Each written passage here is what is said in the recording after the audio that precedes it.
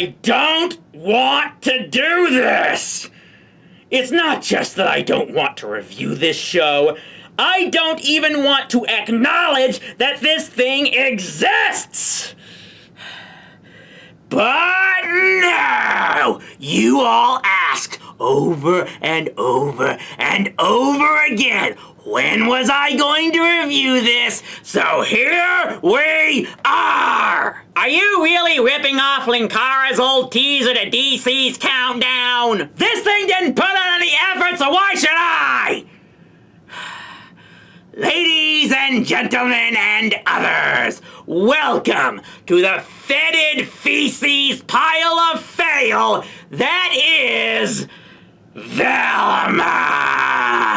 We've mentioned before about how the Scooby-Doo franchise, particularly the TV shows, have alternated between hit and miss ever since they were revived around the turn of the century. It started in 2002 with What's New Scooby-Doo, which to this day I say is greatly underappreciated as a more updated take on the original Scooby-Doo Where Are You? Sadly, it was followed up with Shaggy and Scooby-Doo Get a Clue, and I said enough about that garbage back when I reviewed that show. After that came Scooby-Doo Mystery Incorporated, which itself got a lot of praise for its more serious tone and daring to weave a full story arc for the entire run of the series. So naturally, they decided to go much more whimsical next with Be Cool Scooby-Doo and yeah. But then we got Scooby-Doo and Guess Who? Clearly inspired from the new Scooby-Doo movies of the 70s and the many celebrity cameos they featured. Again, another attempt to show homage to an older beloved series that was pulled off quite nicely. So, just what did Warner create next that premiered on their less than beloved Max service in 2023? The biggest goddamn kick to the crotch for Scooby fans ever! And you know this had to get my goat badly when I have never reviewed a full series that was made exclusively for a streaming service before until now. So let's get this started and get it over with as soon as possible. This is Velma. My name is Velma Dinkley. This is my story, told my way. Did I crap on your childhood enough with this speech? Because it's only getting worse from here! Ugh.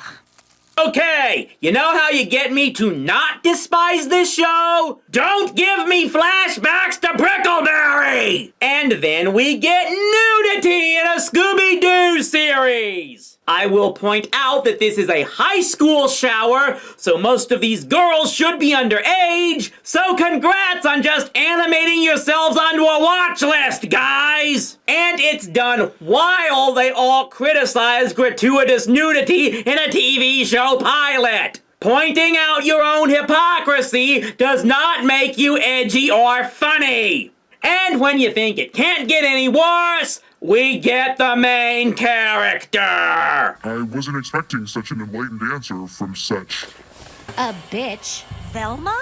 What the hell? You almost killed me. Guess I didn't try hard enough. You killed my childhood with that one line, is that close enough? Now, I can't talk about this series without bringing up one name, Mindy Kaling. In addition to voicing the title character, the former Office star was also an executive producer, to the point where she gets her own vanity card in the credits. She didn't do any major writing or directing as far as I can see, but it seems she still had quite a bit of influence on the production. It was reportedly her idea to change the races of multiple characters, especially the main one to resemble that of herself. Now, I'm not going to go on ranting about one particular creator of a series, because one, I think those of us in the reviewer community have moved past that, And 2, I know there were other people clearly involved in the production. Still, Miss Kaling didn't do herself any favors with what went down here. The whole thing is to set up this show's Daphne as Regina George's clone,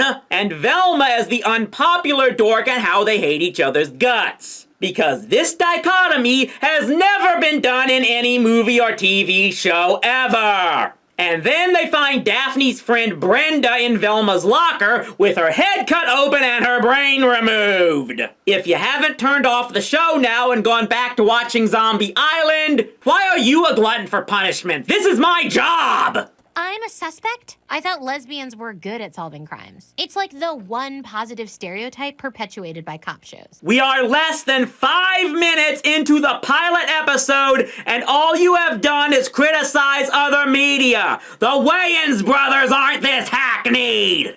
I'm gonna have to start summarizing things before I give myself an angina. So in this version, Velma used to solve mysteries as a hobby, but quit after her mother disappeared 2 years ago. It was also around that time when she and Daphne stopped being BFFs, as Daphne left to join the cool girl clique, so now Velma hates her. All of this sounding familiar? But she has the hots for this show's version of Fred, even though he's a spoiled rich kid who barely acknowledges her. Meanwhile, she herself ghosts this version of Norville. No, he's not called Shaggy here. And her father is an uncaring workaholic lawyer who still had time to get in a relationship with a waitress and get her pregnant while his wife is still reported missing. Just in case you really needed to be told that absolutely no one likes our main character. Oh yeah, and Norville is straight edge in this series, just because they wanted to make sure absolutely everybody hated them. And by now, you all may have noticed there's one particular character I haven't mentioned yet, because this particular character does not make an appearance. That's right, ladies and germs. Of all the half-assed moves this debacle of a show made, the greatest sin of all just might be, there is no Scooby-Doo in this series! And guess what? This was because Warner specifically forbade him from being here! It's like they knew. They knew how bad this show was going to be, and they didn't want their cash cow of a Great Dane being ruined by being a part of it! It only makes things worse that the show makes less than subtle references to what they left out from the franchise. As if to say, see, we didn't forget about your favorite things. We just kept them out of our story because screw you all! He called the program the Special Covert Operations Brain Initiative, or Scooby.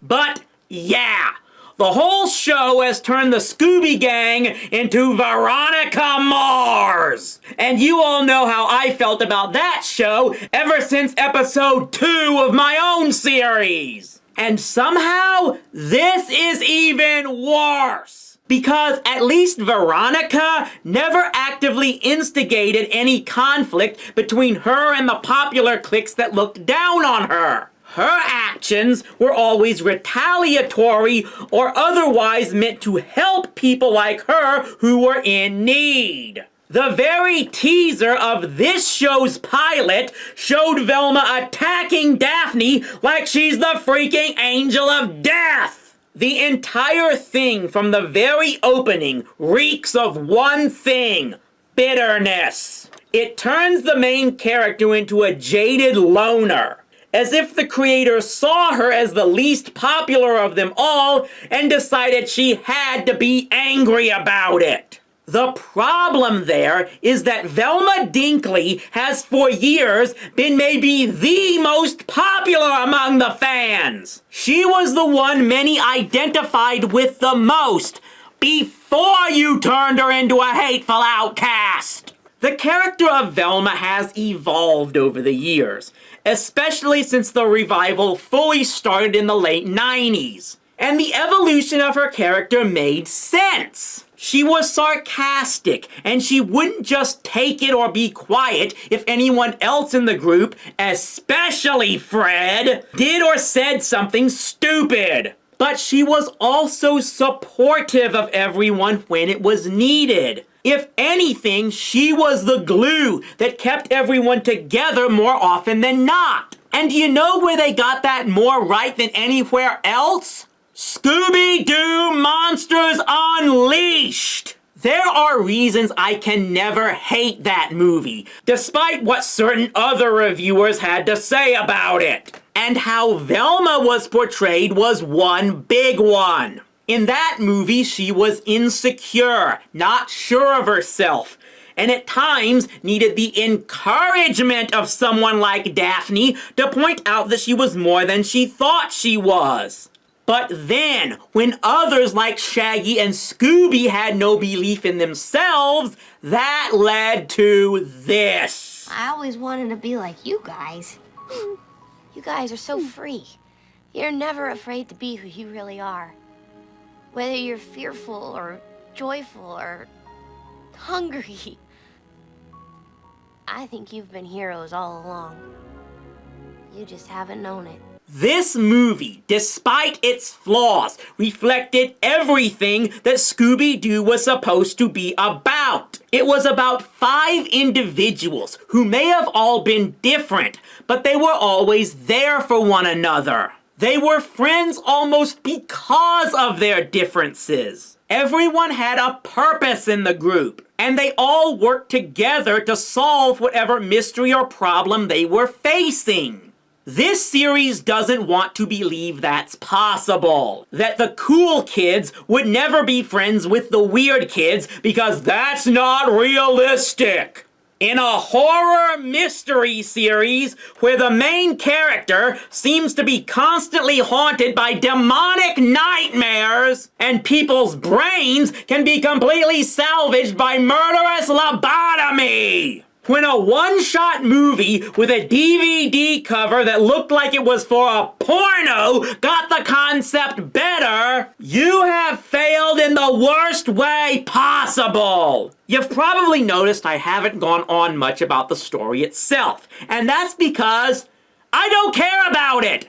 And I think a lot of people who dared watch this are in agreement with me. It looks like Fred becomes the main suspect in the murders, but naturally Velma goes to bat for him, where if it had been Daphne accused, she'd likely have let her fry. Velma ultimately finds her mother, but she confesses to the killings, but Velma realizes she's clearly under mind control, and it turns out the killer is actually Fred's mother, who, get this, has been trying to duplicate this mad scientist's work on brain transplants so she can put a better brain into her own son.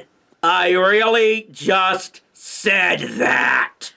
And then Norville kills her, and we get the most iconic moment of the entire series, and not in a good way. Velma twerking over the dead body of Fred's mommy dearest. All your childhoods die with this. I didn't even bother trying to watch the second season. There's apparently more deaths and further insight into that whole Project Scooby thing. And it goes even more into the supernatural by introducing Scrappy, because those creators really wanted you to hate them. And Velma actually gets killed in the finale, but is revived in a special that I don't know if it was a vain attempt to keep the series going, or just an attempt to tie up that cliffhanger because they knew by now the series itself was dead and gone. And good riddance no matter what the case was! This thing has me wanting to hunt down Scooby-Doo The Mystery Begins just to watch something that at least tried to do it right! I said tried! I knew this thing was going to be bad, but I had no idea it was this bad. It was pure pain to get through one episode. This was hands down the worst thing involving Mystery Incorporated ever produced. The first live-action movie, Shaggy and Scooby Get a Clue, Scoob, the 80s TV movies, the Scooby-Doo Project, anything involving Scrappy. None of them came close to being as bad as this. Why? Because this show had malice involved. This was made by people who absolutely hated Scooby-Doo and was given permission by Warner to defecate over the entire franchise. They took one of the biggest ensemble dark horses in all of media and turned her into some dark mishmash of Veronica Mars and Daria with none of the qualities that made anyone want to actually root for those characters. You want to make your own animated version of American Horror Story? Make your own original version! But the fact that Warner allowed a bunch of hacks to take their most beloved group of teenage misfits and use them to vent their own anger that they weren't popular in high school is just the epitome of everything wrong with that company now! Because they refuse to do anything that's fun. And that's why I'm sure that even when they eventually pull everything else Scooby-related from Max forever, this garbage stain will still be there until the end of time. But you know what? You people can all help me exact our revenge for this. If you all give and give and give until I start getting $10,000 a month, I can make some calls to people in the adult film industry and we can have that comedic sex parody of Game of Thrones within a year. So donate to my Patreon now! I had to give it a shot.